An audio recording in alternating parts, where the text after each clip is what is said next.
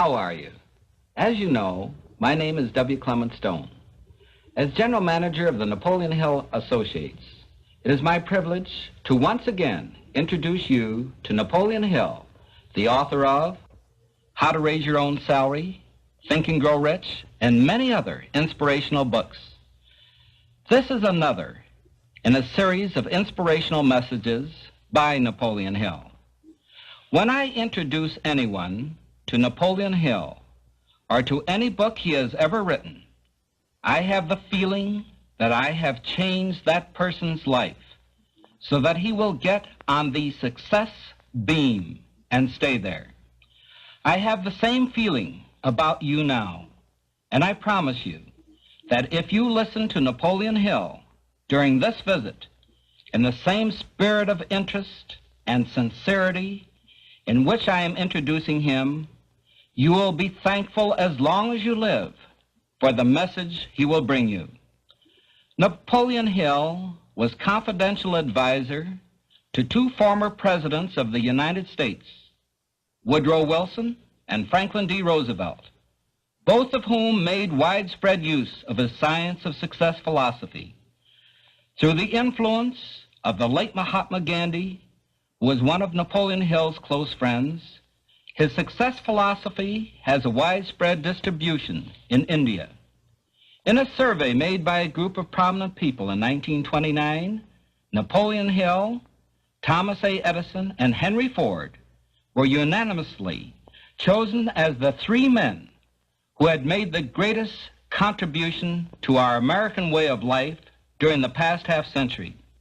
And in another survey, which appeared in the Coronet magazine, one of Napoleon Hill's books rated as one of the 10 books which had been most responsible for those successes. His book was only 4 times removed from the Bible, which headed the list of 10 books. Listen carefully.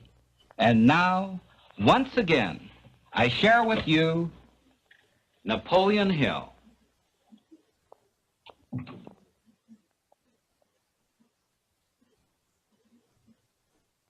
How do you do?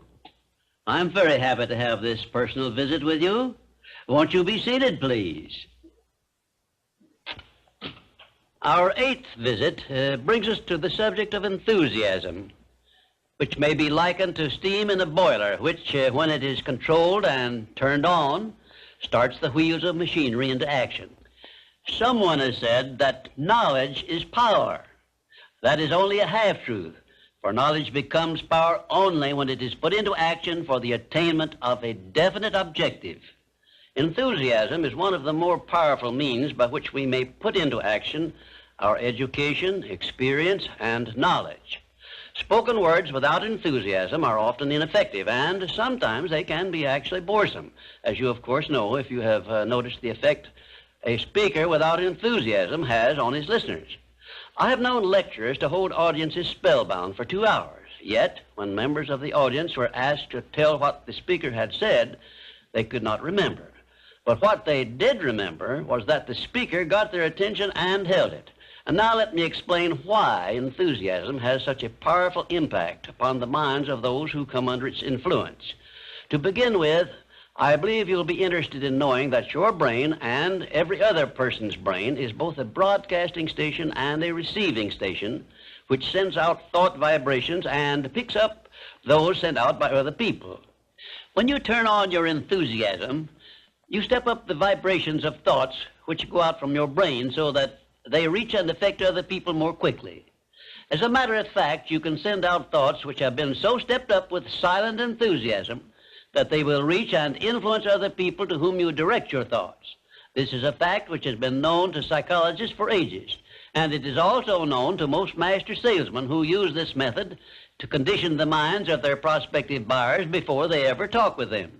You must have observed that the enthusiasm is very contagious, that it engages the attention of those who come under its influence and causes them to respond in a similar spirit of enthusiasm. I once heard Andrew Carnegie say that if you turned loose one man who thought in terms of intense enthusiasm in an industrial plant employing thousands of people, this man's enthusiasm would very quickly reach and influence every person in the plant, And he said that it made not the slightest difference whether the enthusiasm was negative or positive, constructive or destructive. Then Mr. Carnegie went on to explain that in his selection of employees for promotion to bigger jobs, the first thing he looked for was a man's capacity to express himself in terms of intense enthusiasm. He said that enthusiasm is one of the most important traits necessary for leadership. The most successful lawyers are not necessarily those who know most about the legal profession, but they are those who know how to influence courts and juries with their belief in their cases and have a great capacity for expressing themselves with enthusiasm. When you are introduced to another person, you have a marvelous opportunity to sell yourself favorably to that person by the extent of the enthusiasm you express in accepting the introduction. When you shake hands with another person, you have also a fine opportunity to make a favorable impression by the warmth of enthusiasm you put into that handshake. If there is anything which leaves me flat and unfavorably impressed when I'm introduced, it's an extended hand which feels like a piece of cold ham and acknowledges the introduction with a cold, canned, pleased to meet you, with no signs of enthusiasm back of it. Now, right here, let me give you a brief course in salesmanship, which may be of value to you the remainder of your life. When you meet anyone on whom you wish to make a favorable impression, when it is a stranger you have not previously met or someone with whom you are already acquainted, do these things. 1, turn on your enthusiasm and so modulate your voice with it that you definitely make the other person feel you are happy to communicate with him. 2, when you shake his hand, take a firm grip on it and give it a quick, firm squeeze at the end of each word you express in your greetings. For example, say, "How do you do?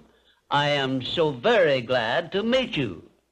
Do not crush the hand, however, as I have known some people to do.